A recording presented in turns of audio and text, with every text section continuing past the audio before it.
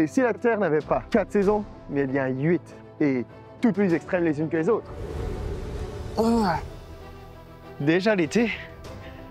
Avoir su, j'aurais pas déneigé.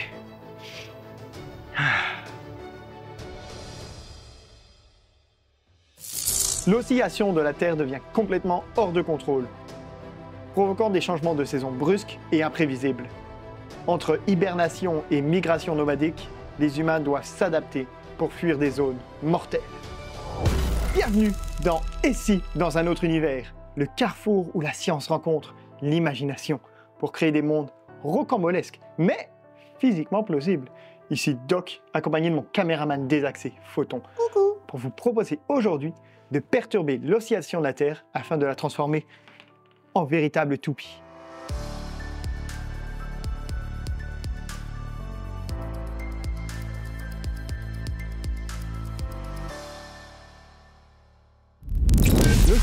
L'oscillation, à ne pas confondre avec l'inclinaison.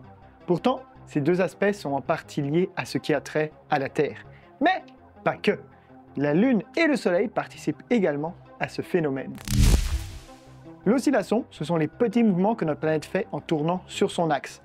Un peu comme une toupie, toutes les planètes subissent ces mouvements, notamment à cause de leur constitution inégale, mais surtout à cause de l'attraction des autres corps célestes. Ces oscillations, il en existe plusieurs types, et elles peuvent subir diverses influences. La Terre, elle, subit deux mouvements oscillatoires, la nutation, qui dure 18,6 ans, et la précession, dont le cycle est de 26 000 ans. La nutation est une oscillation périodique de l'axe de rotation due aux variations de l'orbite de la Lune, alors que la précession est un lent mouvement conique de l'axe de rotation causé par nos deux compères, ainsi que par la forme pas tout à fait sphérique de notre planète. Et c'est ce mouvement lent qui nous intéresse, car si celui-ci est petit et lent dans notre réalité, sans la Lune et le Soleil, il serait grand et rapide. Effectivement, c'est grâce à leur influence gravitationnelle que la Terre reste stable pendant de très longues années. Des millions pour être exact, autant qu'il reste à Photon avant de prendre sa retraite. Ce qui est paradoxal, c'est que la Lune et le Soleil, étant deux corps ayant le plus d'influence sur l'oscillation de la Terre, ils sont aussi à l'origine de la précession, tirant la Terre à eux chacun de leur côté. Mais sans eux, la Terre ne serait pas tirée d'affaire, car elle subirait tout de même les effets d'une précession dictée par les autres corps du système solaire, Jupiter par exemple. Si la Terre oscille comme une toupie, c'est qu'elle fait comme une toupie qui remonte le temps. Et oui, la Terre a commencé avec une oscillation bien plus intense qui s'est atténuée avec le temps. Rappelez-vous de Theia, la protoplanète à l'origine de la formation de la Lune, dont nous avons parlé dans un épisode précédent. Lors de la collision avec Theia, notre Terre a subi une inclinaison initiale de plusieurs dizaines de degrés, entre 10 et 60 degrés selon la plupart des études. Peut-être en a-t-il résulté des oscillations chaotiques, mais celles-ci ont depuis longtemps disparu avec la formation de la Lune, qui a stabilisé son obliquité. Aujourd'hui, celle-ci varie entre 22,1 et 24,5 degrés sur une période d'environ 41 000 ans. Sans la Lune et le Soleil, notre axe d'inclinaison pourrait varier énormément. La Lune en particulier stabilise fortement l'obliquité de la Terre. Certaines simulations indiquent que sans elle, la Terre subirait des variations chaotiques de plusieurs dizaines de degrés de différence. Alors, est-ce que la solution pour atteindre cet univers alternatif tourbillonnant est de supprimer la Lune? Malheureusement, cela ne serait pas suffisant, car cette oscillation se produirait sur des milliers, voire des millions d'années. Bon alors, peut-être pouvons-nous nous débarrasser des autres planètes du système solaire? Adieu Mars, adieu Mercure, et adieu Vénus. Dans un système solaire où ne subsisterait que la Terre et notre Soleil, son oscillation accélérerait-elle? Eh bien, malheureusement non. Le Soleil exercerait toujours son influence sur la Terre, ralentissant l'oscillation causée par Theia. De plus, sans autre corps céleste pour relancer des oscillations plus intenses ou encore des changements rapides de la masse de la Terre, que ce soit dans son manteau ou par la fonte de la glace par exemple, aucune nouvelle oscillation ne verrait le jour. Oh, rien à faire, une oscillation, ça prend son temps et ça, Ça m'arrange pas, parce que moi, je veux voir des modifications à l'échelle humaine. Ah, les maudites lois de la physique. Bon, la Lune, on la garde.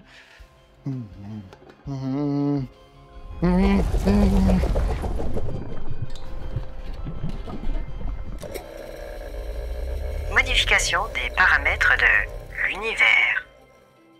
Donc, dans cette réalité alternative, au lieu de changer sur des milliers d'années, l'axe de la Terre change de 45 degrés en quelques mois seulement. Notre obliquité passe de 23,5 à 68,5 degrés en 3 mois, grâce à un miracle cosmique divin. Bref, c'est une différence qui ferait vivre à notre planète 2 extrêmes, provoquant 8 saisons par année. Bon, ça n'a pas l'air trop instable. Allez, Photon, je te fais confiance pour aller accompagner Sarah et nous observer tout ça, hein? Oh. Moi, pendant ce temps, je vais nous faire un petit rappel de comment fonctionnent les saisons. Une saison est l'une des 4 périodes de l'année que nous connaissons bien. Printemps, été, automne, hiver. Elles sont causées par l'inclinaison de l'axe de rotation de 23,5 degrés. Car lorsque la Terre effectue sa révolution annuelle, l'orientation de cet axe fait varier la quantité de lumière soleil reçue par chaque hémisphère. Cela provoque des changements cycliques de température et de luminosité, donnant naissance aux saisons. Lorsque l'hémisphère nord est incliné le plus possible vers le soleil, c'est le solstice d'été, alors que lorsqu'il en est le plus éloigné, c'est le solstice d'hiver. Les jours rallongent et l'ensoleillement réchauffe l'hémisphère nord. Mais il n'y a pas que 2 saisons sur Terre. Lors de sa rotation autour du Soleil, il arrive que notre planète ne penche ni en direction, ni à l'opposé du Soleil. Cela arrive 2 fois. Ce sont les équinoxes de printemps et d'automne. À ce moment de l'année, aucun hémisphère n'est incliné vers le Soleil. Les températures sont modérées. Mais dans notre univers alternatif, la définition des solstices et des équinoxes serait un tantinet différente, puisque la Terre en subirait 4 de chaque en quelque sorte. Je mets une petite animation à l'écran pour les plus visuels d'entre vous. Votre nouvelle Terre est prête.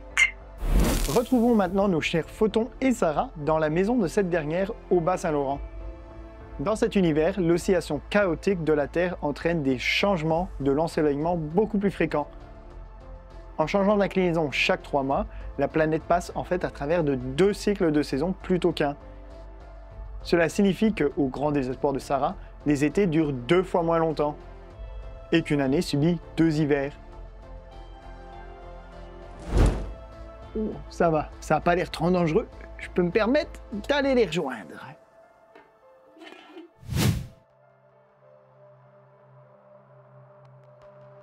Quel froid polaire! T'aurais mieux fait de mieux t'habiller, Photon, parce qu'ici au Québec, les hivers vont facilement atteindre moins 60 degrés. C'est bien assez pour te donner la langue. En comparaison, en été, le Québec subit des pics à 45 degrés. Ailleurs dans le monde, les températures grimpent bien plus haut ou chutent bien plus bas. Ces extrêmes sont toutefois très courts, puisque les saisons durent seulement 1 mois et demi. Mais pourquoi? Eh bien parce que la rapidité des changements ne laisse pas le temps au système climatique de s'adapter. Sur notre Terre à nous, les variations naturelles se produisent sur des échelles de temps beaucoup plus longues. À 68,5 degrés d'obliquité, les pôles reçoivent une exposition solaire beaucoup plus directe et prolongée qu'actuellement, entraînant un réchauffement intense. A l'inverse, l'équateur connaît des périodes d'obscurité prolongées causant un refroidissement. Cette réalité alternative a vu un agrandissement des zones désertiques froides comme chaudes. Toutefois, ces zones désertiques sont dynamiques, changeant constamment en fonction de l'oscillation. Des régions passent d'un climat désertique à un climat humide en quelques mois, créant un cycle climatique extrêmement instable. De plus, ces déserts s'étendent et se contractent de manière cyclique, suivant les variations d'exposition solaire dues au changement d'inclinaison. Inutile de vous dire que plusieurs écosystèmes actuels, plantes comme animaux, ne pourraient survivre à un tel rythme. Oh oui, toi t'es en sécurité ici, hein? Ah. Fort heureusement, l'évolution a favorisé des mutations ou des espèces basées sur l'adaptation rapide et les extrêmes climatiques. Ainsi, la biodiversité n'est pas nécessairement moins riche, sauf dans les zones aux températures vraiment extrêmes. Malheureusement pour Sarah, les températures, ce n'est pas tout. Et le Québec, très au nord, vit des cycles climatiques très variés. On y passe d'un climat quasi arctique à un climat presque tropical, avec un cycle de gel-dégel accéléré et plus fréquent qui malmène les infrastructures humaines. Heureusement que la maison de Sarah a été construite solidement. Maison idéalement située en hauteur, car sécheresse et inondation s'alternent, alors que l'érosion côtière est bien plus rapide à cause des changements du niveau des océans et l'intensification des tempêtes. Quant aux espèces animales, elles ne s'en sortent pas mieux. Afin de pallier aux climats extrêmes et au manque de nourriture, plusieurs animaux ont développé des états de dormance, comme l'hibernation, l'estivation ou bien la torpeur. Ces états permettent aux animaux de ralentir leur métabolisme et de se plonger dans une sorte de sommeil durant de courtes ou de longues périodes de temps, leur permettant de survivre sur des réserves de graisse lors de longs mois de famine. Les êtres vivants de la majorité des régions du globe ont donc évolué pour vivre au rythme des stratégies de dormance, soit pour s'adapter aux conditions extrêmes changeantes, soit pour devenir des espèces migratrices. Celles-ci auraient été favorisées par l'évolution, oiseaux, baleines ou mammifères migrateurs peuvent ainsi fuir les zones de grand froid ou de grande chaleur pour se trouver constamment dans des zones tempérées où les sources de nourriture sont mieux fournies. D'autres animaux ont développé une alimentation alternative en devenant insectivores ou décomposateurs, comme les vautours, tandis que d'autres encore résistent aux jeûnes, comme les crocodiles. Cela signifie qu'en plus de devoir se priver de fruits de mer, Sarah a une alimentation très différente de notre réalité basée sur les saisons et les migrations. Mais Sarah, en réalité, n'habite dans sa maison au nord qu'une saison sur 2. Pourquoi ? Eh bien pour cela, il nous faut faire un petit retour dans le temps et étudier l'histoire de cette civilisation humaine alternative. L'agriculture et l'élevage sont en effet beaucoup plus difficiles à pratiquer dans ce monde chaotique. Depuis la nuit des temps, les humains de cette terre ont donc été contraints d'adopter un mode de vie nomade pour suivre les zones tempérées et accompagner les migrations animales pour la chasse et l'élevage. Le nomadisme a favorisé des sociétés plus flexibles et plus adaptables. Les cultures se sont développées autour de la mobilité, avec des traditions orales fortes pour préserver l'histoire et les connaissances.